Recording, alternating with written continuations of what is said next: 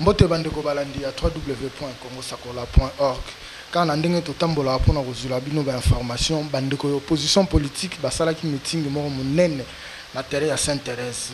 Biti ya meeting wana ezalaki ko lobana peuple congolais o ezali kanisi na bango, c'est-à-dire dire non au glissement, non au dialogue pona bango baza na posa ya alternance na 2016 du fait que déjà année 2016 ndenge bino nyonso boyebi keza année ya élection, donc pour la bande de opposition politique balobaki 2016 ou rien. Donc moi pas sika ezalaki parce que un civique moko ba se pointer qui na sika meeting ezalaki moi désordre de salamaki et puis milulu wana ekendaki tina sukate ezalaki moi pas c'est parce que na minute wana désordre bandaki ekomaki mwana na bendana, mais du moins l'essentiel a été dit et puis tout sentaki présence ya ba parti nyonso ya opposition. Donc moi elo esalaki bien ya ngwana et puis bato ba répondaki massivement. Mais biso toza na maloba mingi te ya opesa bino botala ba image et puis to se retrouver tout juste après.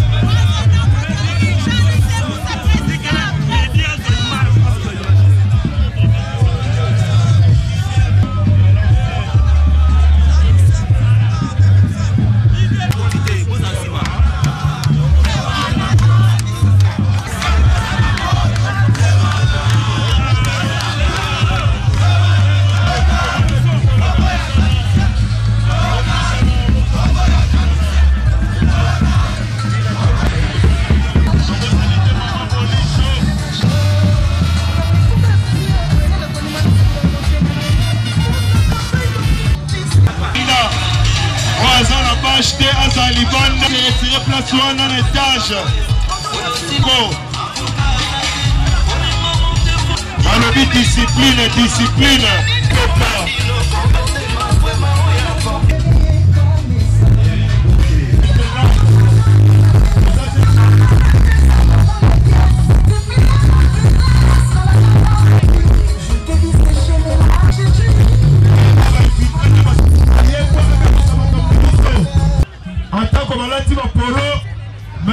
Simba touche. Notre loi qui non glissement. Position à Bissezan à Cadena. Érotique. Jean-Bertrand Wamba.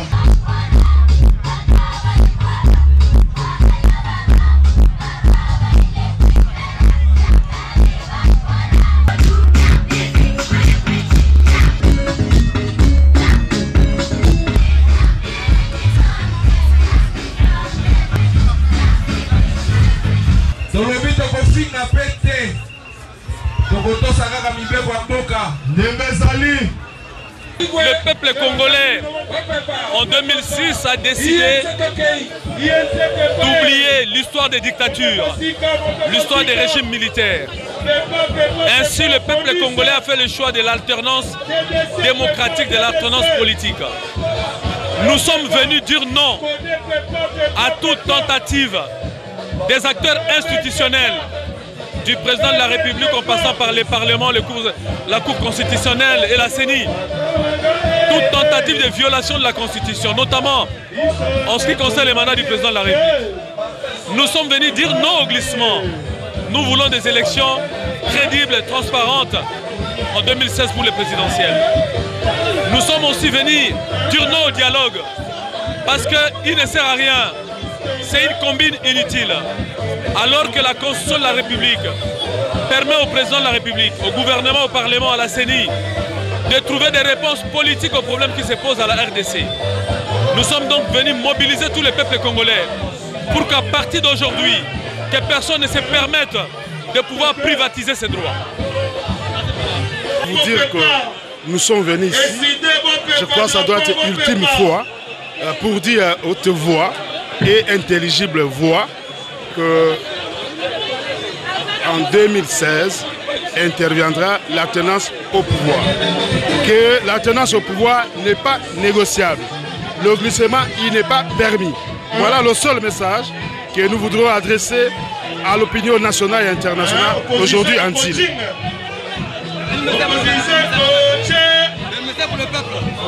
Pour le peuple, nous disons au peuple qu'il soit vigilant. On se libère, on n'attend pas qu'on soit libéré par quelqu'un d'autre. Donc le peuple se prenne en charge pour se libérer. Se libérer, c'est quoi? C'est faire respecter la Constitution du premier article au dernier. Aujourd'hui, c'est une journée où l'opposition démontre la preuve d'une assise populaire. Et c'est une journée très déterminante qui fera que les autres puissent raisonner. Le peuple ne veut plus de glissement. Le peuple dit non au glissement. Le peuple dit non au troisième mandat. Le peuple veut les élections. Le peuple veut choisir quelqu'un qui va les diriger pour fin 2016.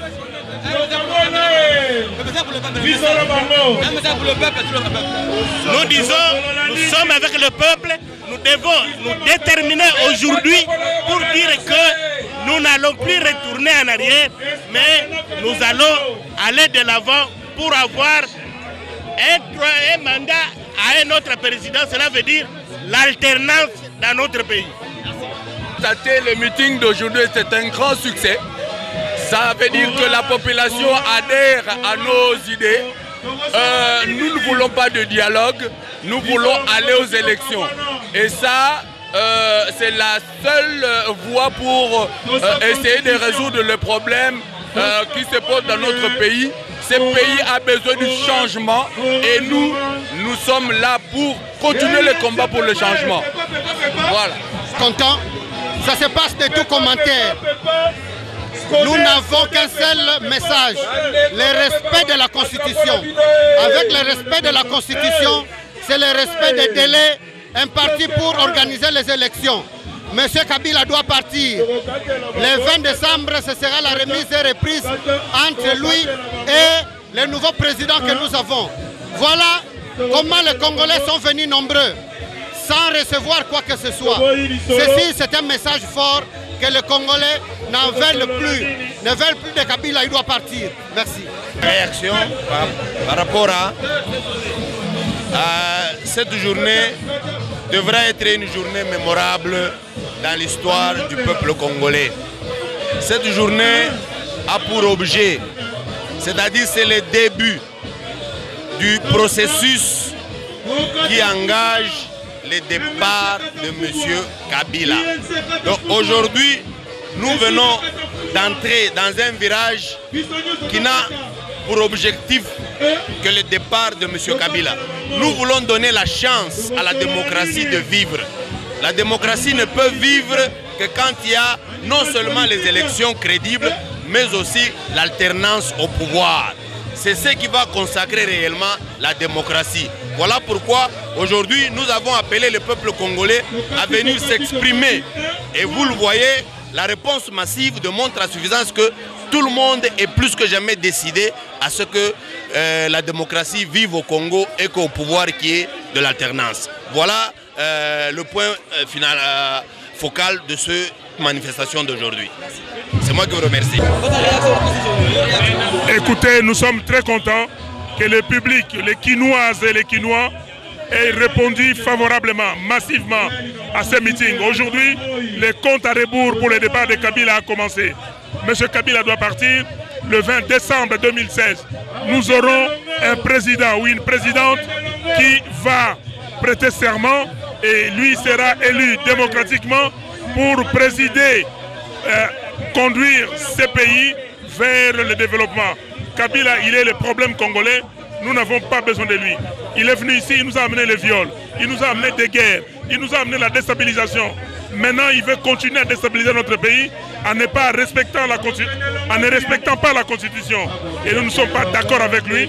Donc nous, c'est la Constitution, rien que la Constitution, donc il doit partir.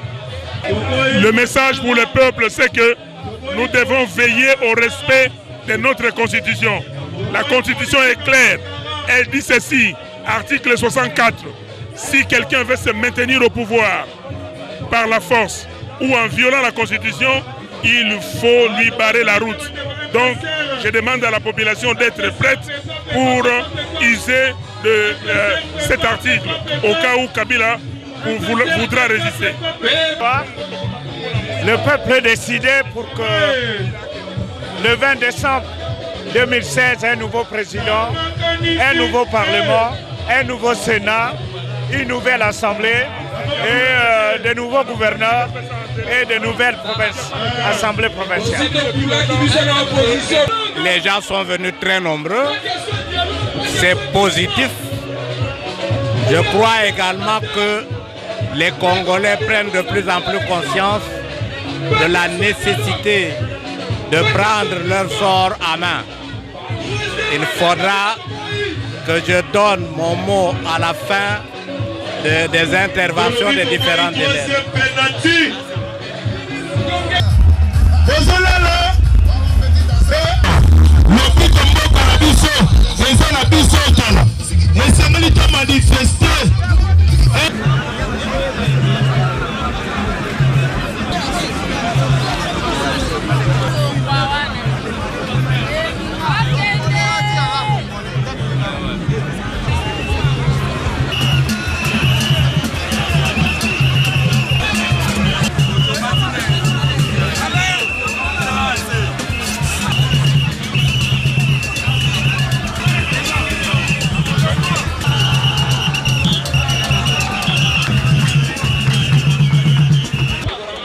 Vers les élections. Fini les combines politiques pour le partage du pouvoir, pas de glissement, pas de troisième mandat, respect strict de la Constitution. Lorsque je suis venu, j'ai brandi la Constitution.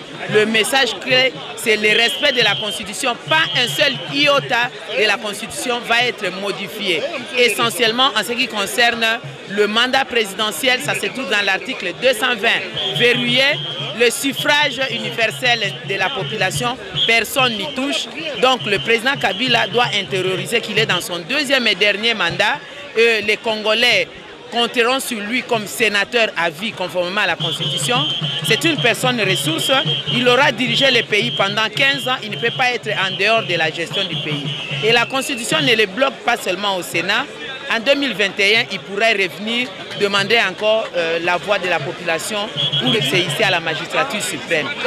Je sais aussi que les élections ne constituent pas la garantie de la démocratie, mais la non-tenue des élections, essentiellement les élections présidentielles dans les délais constitutionnels, ça sera une cause d'instabilité. Je ne pense pas que le premier citoyen de ces pays, les garants de la nation, va courir ces risques-là d'être la clé ou la cause de l'instabilité de notre pays.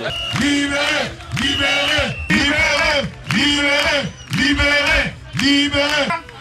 Makwambala, Bobete la bana bino maboko, Bonamboka, Mamboko to,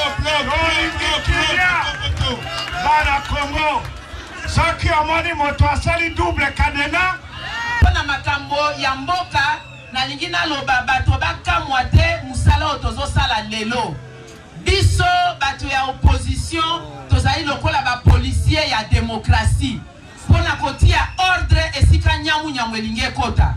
Bongo soki mutu ayebaka te place na biso na kati ezali inscrit na constitution na article 8. Article 8 elobi droit ya opposition, droit na bango ya existence kobika na bango, les droits d'existence de l'opposition et les droits d'exercice de leur travail. Donc musala tokosala ba droit wana ezali sacré, toyokani sacré eli koloba kosimba te, toyokani pe droit na biso ya conquérir pouvoir de manière démocratique, droit wana pe ezali sacré. Mutu moko te akoki kopekisa parti ya opposition o ezo sala elongo bani na mibeko ya mboka asala, toyokani puis na ndenge tozana Congo awa nul n'est au-dessus de la loi. Mutu moko te azali likolo ya mibeko, toyokani ozala nani, a commencer par celui qui a prêté serment. Mokonzi ya mboka alapaki, je jure devant Dieu et les hommes de respecter la Constitution. Ça, c'est le serment du président de la République. MLC viva! Yango wana lokola biso tozaba policier à démocratie totie yango kadena. Mais tolobi boye, bana Congo, bana opposition, bo pesa nzambe merci pe bomi kumisa, po lelo bato balingaki babunga nzela, bakene na ba masolo ya Kintweki, bake ba Italie, bake ba Espagne makambo ya kobombana, lelo bango nyonso bazongeli biso. Le président de la République, il est dans son deuxième et dernier mandat. Eli kolobate tozali contre ye, toto fingi ye kasezali respect à constitution. Ne souka nangai ya koloba ezali boye. Rendez-vous na biso monene ezali le 27 novembre 2016, élection présidentielle.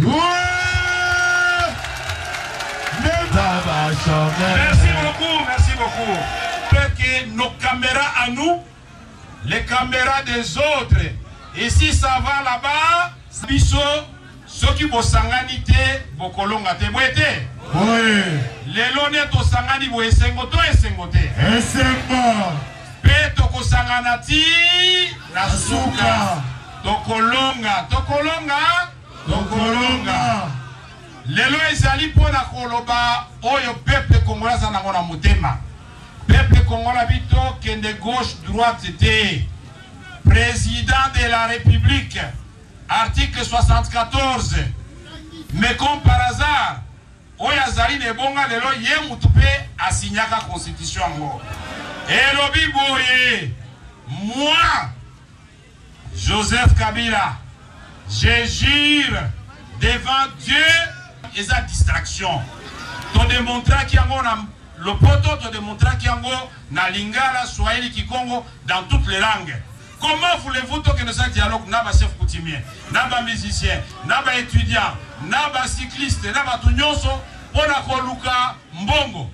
Moi est-ce que vous avez l'antisani ou vous avez ça signifie que le gouvernement continue la faillite pour être. Oui. Madame Obalongo a bâti que la bateau va go kamamoga pour être. Oui. Comment voulez-vous que le bateau Congo Mobimba on a pour la calendrier.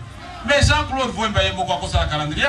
Martin Fayou a la calendrier pour être. Oui. Il a la calendrier. Et là qui c'est qu'il y a une élection sécurisation. Donc il y a des dialogues pour la sécurisation. De la qui c'est qu'il y a comme un milicien. C'est-à-dire, vous allez dans la milice, il y a quoi pour sécuriser le stock.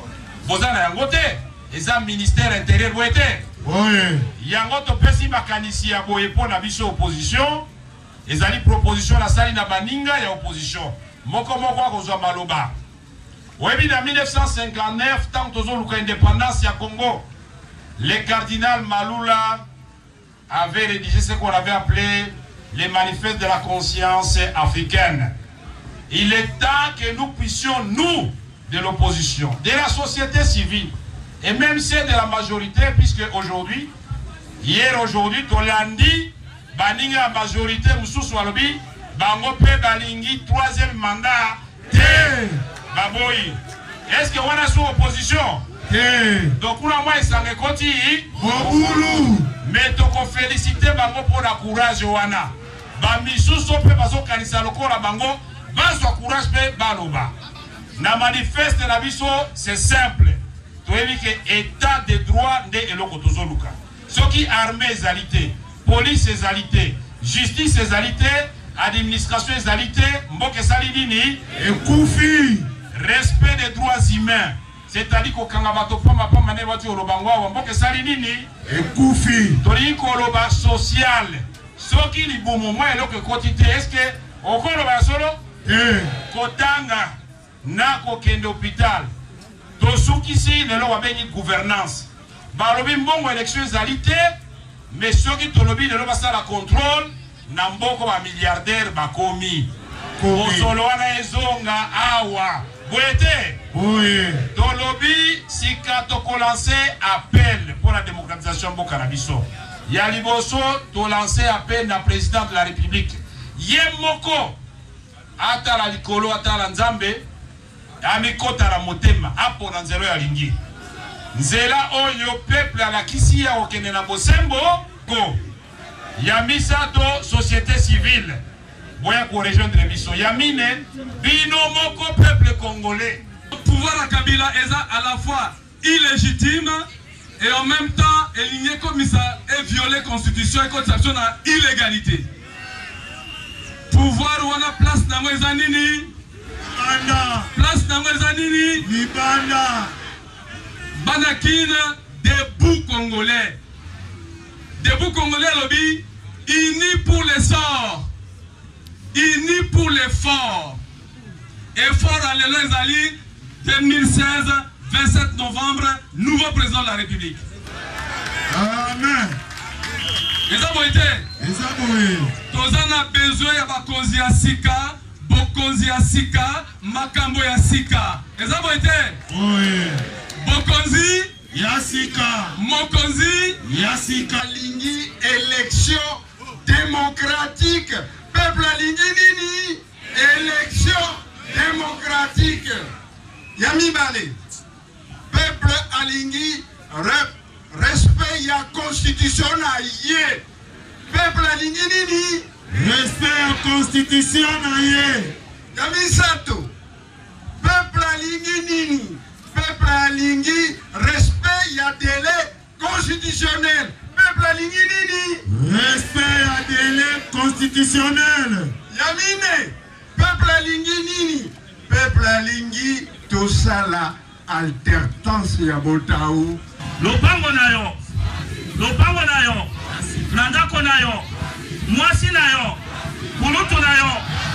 Pona koyeba que on peut tromper une personne ou deux, on ne peut pas tromper tout un peuple si longtemps. La nation a sa dignité. La dignité d'une nation, c'est sa détermination pour la démocratie. Lelo, bato oyo bazalawa, ba service ba renseignement bazale epele, na ko remercier bango. Dege bayawa po bazwa message oyo, bakendo yebisa Kabila. Ayeba que c'est peuple. Ayeba que na kati ya mabelo oyo, soki bato babandaki ko patienter et c'est là qui kobanga te. Mais maintenant, na kosenga bino peuple nyoso kobanda lelo. Boyeba que tozo kota na zone rouge, ti na période de l'élection. Date oyo bande ko mususu ba yebisi bino wa eza date ya fin. Mais ça se prépare à partir d'aujourd'hui. Nous devons préparer maintenant pour montrer au monde que nous sommes un peuple qui connaît notre destin et nous devons arriver à nos objectifs.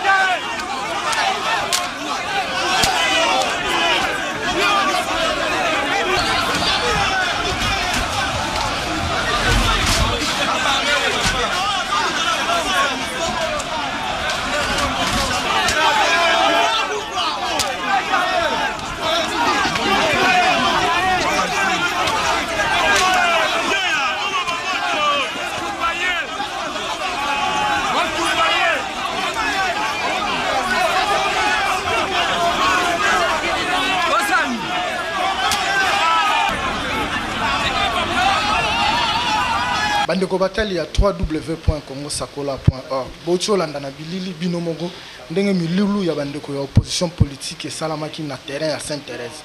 C'est vrai, balobaki o falaki baloba suka nango esalaki pasi parce que dégénéraki na modèle o bouti kolandela, mais l'essentiel pour na bango balobaki meeting na bango esalamaki et puis balobaki o bazaki nango posa ya koloba na peuple congolais.